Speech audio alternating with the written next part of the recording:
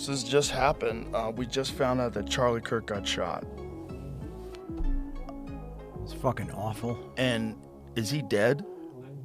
No, I don't think so. That's what was just... One of the guys out there just said it was confirmed that he's dead. In the lobby was just... I've been looking. I haven't seen anything that's confirmed. Whoa. Murder for having a different opinion from somebody else. Yeah. Different ideology from somebody else. Yeah. Yeah. I mean, I don't know. Beliefs that didn't align. Did it or... Yeah. I'm sorry? Dead? Yeah. Rest in peace. We're in Fuck. Fox News. Jesus. 27 years old, maybe? 30? Do they even have a suspect? I don't know. Well, that's why I'm literally... Buckle up. Guys, today we are going to dive into a shocking and surreal moment. The podcast opens with the breaking news that Charlie Kirk has been shot, leaving the host scrambling for confirmation and clarity. What makes this clip so gripping is a raw confusion. Someone in the lobby says it's confirmed, yet no source fully verifies it. The tension builds as the hosts juggle disbelief, anger, and sadness all in real time. This intro perfectly captures the chaos of news breaking in the social media age. It pulls you in with uncertainty, grief, and the gravity of what's unfolding right before their eyes. Wow. Track it all on Twitter, and it's all... Fuck. Nobody deserves... He doesn't deserve that. Nobody deserves that. So, were you saying that MSNBC had a crazy take on it? What was their take? I'm literally just reading Twitter, so I didn't see the video. I just saw people talking about tweets of it. I'll pull it up, though.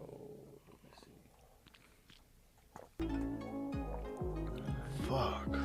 And even now, they could have taken it down.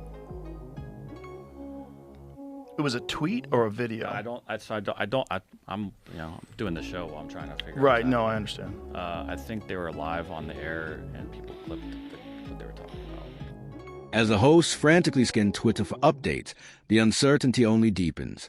They admit nothing is confirmed, exposing just how unreliable first reports can be when news spreads online. Hey, they reflect on MSNBC's coverage, hinting at a controversial angle and pointing out how narratives form before facts are settled. The discussion shows the dangers of chasing live commentary without context. They highlight how rumor, speculation, and hot takes can spread like wildfire and reshape public perception instantly. This part emphasizes the urgent need for media literacy in high-stakes moments like this. It's not a tweet. It's not on their Twitter account or anything. So it's someone's hot take. I think so. And live in the moment. Yeah, that's a crazy take. Crazy take is that. What was the take, that they deserved it? That's why I didn't want to pair. Right.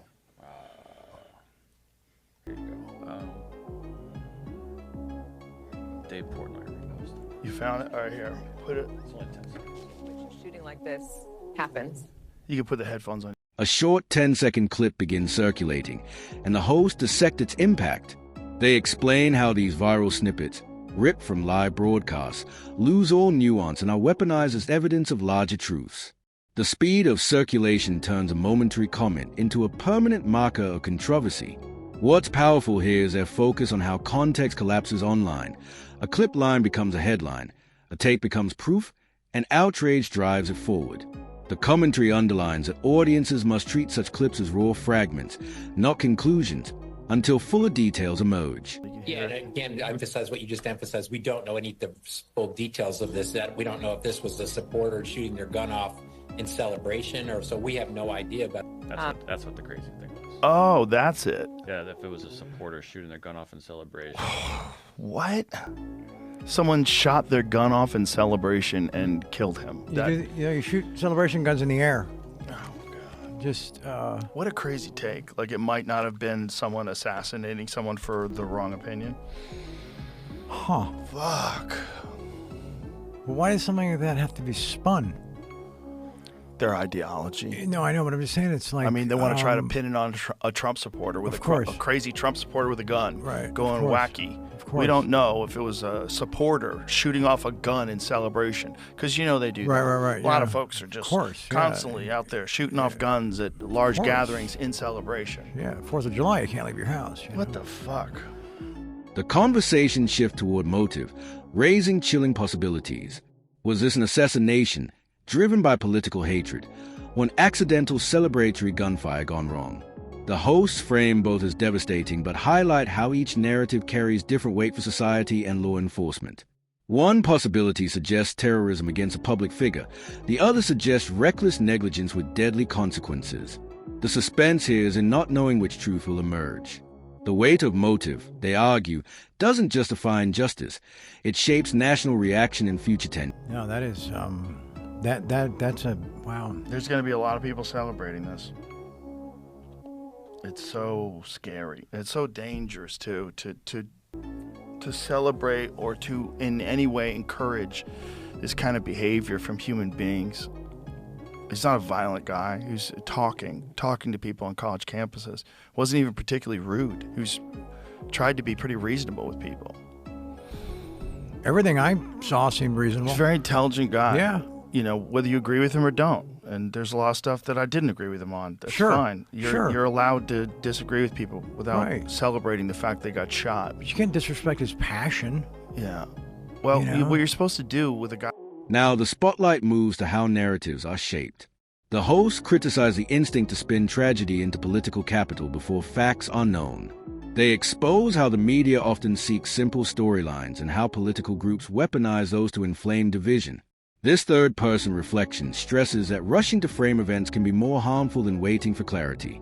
The clip reveals a dangerous speed at which narratives harden and shows how framing someone as a villain or martyr too early can distort reality and polarize the public even further. I like that. If you're opposing him, is debate him. Right. Have a conversation where your argument is more compelling than his. Sure. That's what people should be celebrating, discourse. You know, we used to do that. Do some homework and bring it to Yeah. the table. Yeah. Yeah, it's know? horrible. It's horrible. This podcast has been a lot about violence, man. It has, Yeah. but not this kind. No. I'm sorry, not something is so in the moment right now from Yeah. someone this current Yeah. that we see and are you know aware of daily, right? Yeah. I mean, he's one of those young influencers, right? This time from the right, who is all over social media, always doing these very... The moral center of the conversation emerges here. The hosts emphasize that disagreement should never justify celebration of violence, no matter who the victim is. They argue that debate, discourse, and persuasion should be the tools of opposition, not destruction.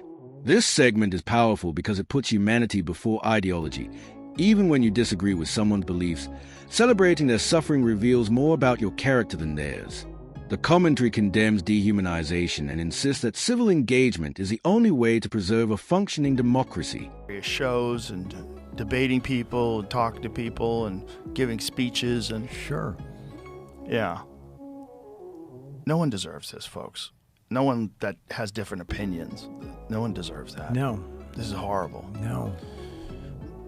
But I know people are going to celebrate it because this is a fucked up time, and people have really fallen into this trap of us against them.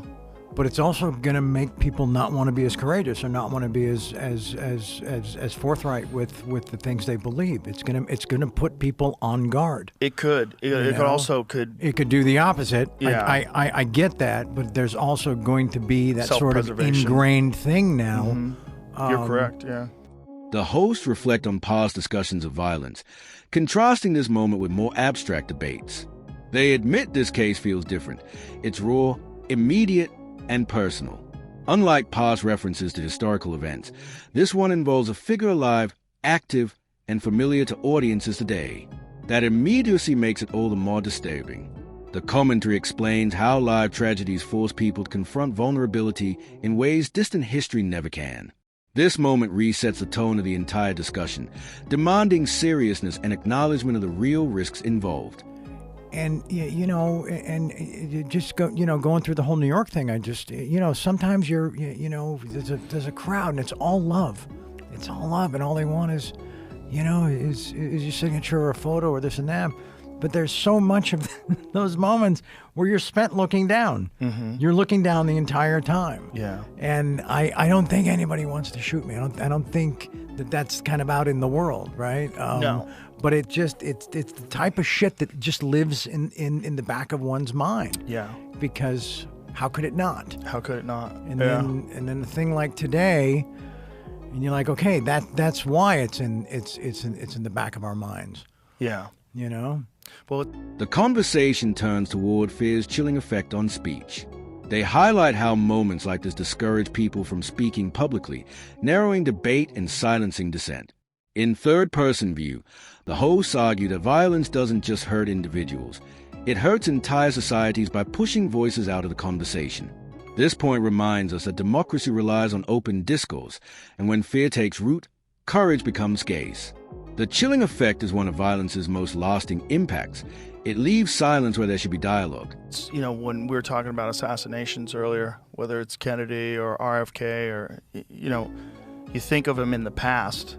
You think of him like, you don't, when something happens in the current, like right now with this one with Charlie Kirk, it doesn't seem real. No. It seems very surreal. It does. It seems like it does. It's going to take a long time before we reference this as something that happened. Like remember he got shot and killed? Oh yeah. Like right now, it just doesn't seem real. It seems so crazy that it's not registering. It's not. No. Is he a friend? No, I met him once. Okay. I met him once at a gun range of all places. Wow. Here, the conversation becomes personal. One host recalls meeting Charlie Kirk once at a gun range, describing him as polite and unassuming. This memory humanizes a tragedy, showing that public figures aren't just icons. They are people with personal stories and connections. The commentary in third person reminds us how ordinary encounters can become extraordinary in hindsight when tragedy strikes. It underlines how real and fragile these moments are, bringing the audience closer to the personal cost of political violence. Yeah. He was a nice guy when I met him. Wow. It's a fucked up time. People are so divided in this country. So divided, and there's so many people that love it. They love that we're divided, and they profit off that division, and they stoke the fires, and they do it for their own profit, and it's so fucking gross. It's so gross, and to encourage this kind of thing is really one of the most horrific things that you could do after someone dies horribly like this, is celebrate. It's It should be a wake-up call for everybody. Like, this is nuts. Yeah, This is nuts. No, it's unforgivable. The hosts widen the lens, condemning the larger system that profits from division. They argue that many in media and politics thrive on keeping people polarized, stoking outrage to sell ads, gain followers, or build influence. In third-person reflection, this becomes a powerful indictment of the industry of outrage. It forces viewers to see how violence is not just an individual act, but often a predictable outcome of an ecosystem that monopolizes anger. The message is clear. Division is profitable, but its costs are borne by ordinary people. That to spend things like that, and because the people they're never thinking about is that person's family. I think they're just, that's just like default with those. They gaslight you by default. Right. So immediately they try to find some reason why whatever the thing is that's in the news is someone else's fault. Right, of course. It's just all gaslighting. And that's what they're paid to do. They're paid propagandists masquerading as the news. So weird. Fuck. No, it's a dark day. Yeah. It is. Well, two things is going to happen. Either people are going to realize how fucking insane this is, and we have to have a conversation about being able to have conversations. Right. Or it's going to get a lot worse. That's what's scary. Scary, this could spark off some kind of a real violent conflict. A sobering possibility emerges. This tragedy could mark a national tipping point. The host compared to past flashpoint moments in history, when single events sparked wider unrest. In third person, the commentary notes how these moments can either push society toward reflection or spiral it into chaos. The suspense here is the uncertainty of which path people will choose. It's a call to collective responsibility, warning that whether things improve or worsen depends on how leaders, media, and citizens respond in the coming days. You know, that guy had a lot of fans. Yeah. A lot of people love that guy. Yeah, I know. And if they find out that he got killed for something that they vehemently oppose in the first place, it could send people over the edge. It could. It could, yeah. There's always that flashpoint moment in any, you know, in previous times like this. Yep. You know? Yep. There's always that tipping point moment. Like the Rodney King film. Yep. Right? Something. Yep. Just like that's it. Yeah. You know, this also highlights just a little bit of perspective, like how lucky Trump was. Oh, yeah. You know? And it's just like Charlie didn't get the benefit of a head turn or a couple of microns or millimeters or, you know? And it's just like, wow, who decides that? Yeah. You know, that is just, there's this the thing. Trump thing is bananas. Yeah. But they talk just about. Clips his ear. Yeah. Because he makes a reference to something. Yeah. And then it's just, And then it clips his ear, where if he didn't turn his head, he'd be dead. The discussion closes with chilling reflection on history, chance, and division. They compare this to the nearness of Trump surviving an assassination attempt, emphasizing how tiny fractions of luck can decide life or death.